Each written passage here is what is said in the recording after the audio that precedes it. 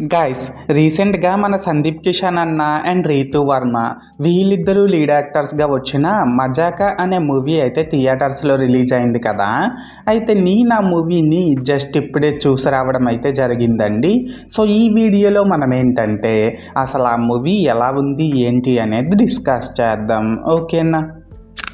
అయితే ఇక్కడ first of all ఈ మూవీలో స్పాయిలర్స్ లేకుండా బేసిక్గా స్టోరీ లైన్ ఏంటంటే గైస్, వెంకటరమణ అనే వ్యక్తి తన కొడుకు కృష్ణకి మ్యారేజ్ చేయాలి అని అనుకుంటాడు. కానీ ఒక చిన్న రీజన్ వల్ల వచ్చిన సంబంధాలన్నీ క్యాన్సిల్ అయిపోతుంటాయి అన్నమాట. అయితే ఇక్కడ ఏంటంటే గైస్, తన కొడుకు కృష్ణకి ఎలాగైనా పెళ్లి చేయాలి అనే ఉద్దేశంతో వెంకటరమణ తీసుకున్న డిసిషన్ ఏంటి, అండ్ వెంకటరమణ ఆ డిసిషన్ తీసుకున్న తర్వాత అసలు ఏం జరిగింది ఏంటి అనేది మనమైతే మూవీలో చూడాల్సి ఉంటుంది. సో మొత్తానికి అర్థమైంది కదా స్టోరీ లైన్ ఏంటి అనేది. అయితే ఇప్పుడు ఈ మూవీ ఎలా ఉంది అనే విషయానికి వచ్చినట్లయితే గైస్, మూవీ అయితే పర్లేదండి, ఒకసారి అయితే చూసేయచ్చు. అండ్ ఇప్పుడు ఈ మూవీలో నాకు కనిపించిన ప్లస్ పాయింట్స్ ఏంటంటే, ఫస్ట్ హాఫ్లో కొన్ని కామెడీ సీన్స్ అయితే చాలా బాగా వర్కౌట్ అయినాయి అనమాట.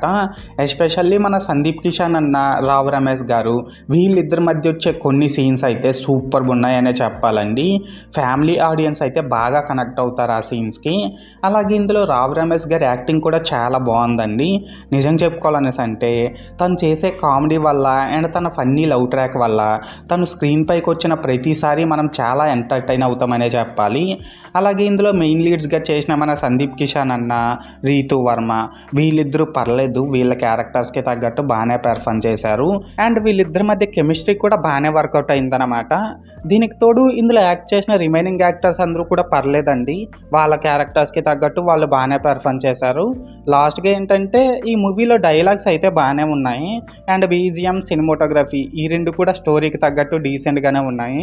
సో మొత్తానికి ప్లస్ పాయింట్స్ విషయానికి వచ్చినట్లయితే ఇదన్నమాట మ్యాటర్.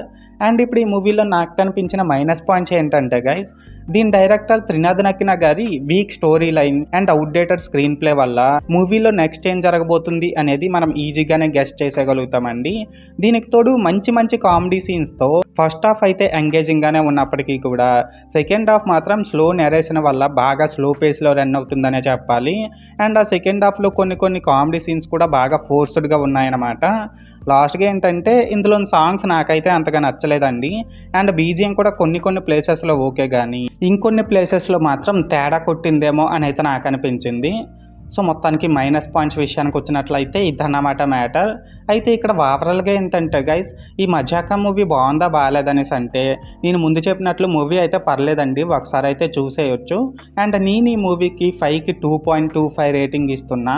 సో మీరు కూడా ఒకవేళ ముందే ఈ మూవీని చూస్తున్నట్లయితే మీరు దీనికి ఎంత రేటింగ్ ఇస్తారో అది కామెంట్ సెక్షన్లో చెప్పేయండి, ఓకేనా. This is Lokesh signing out. జై హింద్.